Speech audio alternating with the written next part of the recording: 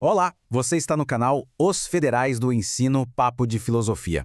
E o papo de hoje é sobre o livro Maquiavel Pedagogo de Pascal Bernardin. E a sua tese, olha, bem provocadora, sobre uma revolução oculta na educação. O autor do livro, Pascal Bernardin, já começa colocando uma questão bem séria na mesa. Será que a educação moderna está sendo usada para algo que vai muito além de simplesmente ensinar? Pois é, vamos mergulhar nessa ideia. A análise toda do livro parte de uma premissa assim bem ousada, a de que uma revolução pedagógica silenciosa, toda baseada na psicologia, estaria acontecendo agora mesmo no mundo todo.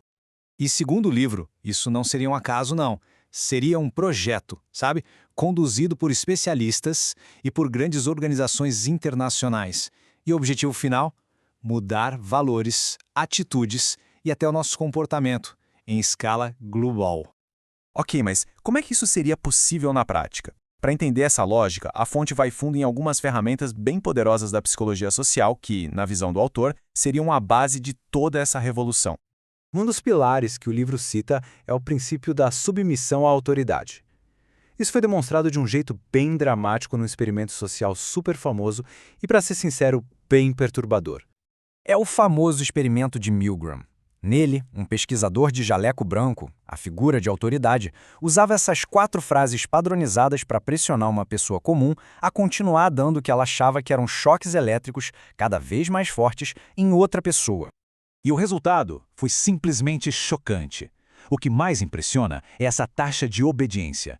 Em algumas versões do estudo, até 85% dos participantes foram até o fim, apertando o botão de choque máximo, mesmo ouvindo gritos de dor do outro lado.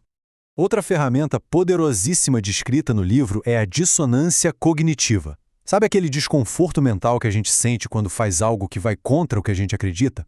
Pois é, para resolver esse conflito, muitas vezes a gente acaba mudando a nossa crença e não o que a gente fez. O livro traz um exemplo bem curioso para ilustrar. Pensa só, te convencem a comer gafanhotos, e quem te convenceu é uma pessoa que você acha super desagradável. O estudo mostrou que para justificar internamente ter feito uma coisa nojenta sem um bom motivo, as pessoas começavam a dizer que no fundo até gostaram dos gafanhotos. Elas mudaram a própria opinião para diminuir aquele conflito na cabeça delas. O autor também detalha a técnica do pé na porta. A lógica é bem simples. Primeiro, se faz um pedido pequeno, fácil de aceitar, depois que a pessoa já disse sim uma vez, ela fica psicologicamente mais propensa a aceitar um pedido muito, mas muito maior na sequência. E a eficácia disso é impressionante. Num estudo que o livro cita, quando pediram direto para instalar uma placa enorme e feia no jardim das pessoas, só 17% aceitaram. Mas quando antes fizeram um pedidinho, tipo colar um adesivo na janela, a aceitação para a mesma placa gigante pulou para 76%. É um salto absurdo, que mostra o poder desse engajamento inicial. Mas, e aí? Como é que essas teorias de laboratório se conectam com a sala de aula? Bom, o autor argumenta que essas mesmíssimas técnicas psicológicas foram adaptadas, de forma sistemática, para o ambiente da escola. O livro cita o trabalho do psicólogo social Jean-Marc Montel, que, segundo a obra, defenderia abertamente o uso desses princípios para fins educativos. Então, o ponto crucial aqui seria justamente esse: como a teoria vira prática usando a psicologia para mudar não só o que as pessoas sabem, mas como elas agem. E Bernardin argumenta que as tais pedagogias ativas são o veículo perfeito para aplicar tudo isso. Métodos como dramatizações ou debates em grupo fariam os alunos se engajarem, defenderem ideias que, pelo mecanismo da dissonância cognitiva, poderiam acabar mudando suas próprias crenças e valores de um jeito duradouro. E a partir daqui, o argumento do autor ganha uma escala global.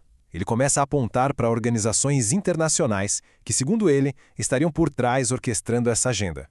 O livro defende que organizações como a Unesco estariam na linha de frente dessa mudança, promovendo ativamente a tal modificação de atitudes como parte de uma agenda maior para criar uma nova sociedade com uma ética meio que globalizada.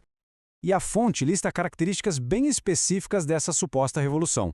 E aqui a gente está falando de coisas que vão muito além do conteúdo da lousa, como a coleta em massa de dados psicológicos dos alunos e até um esforço para diminuir a influência da família, dando mais poder à escola.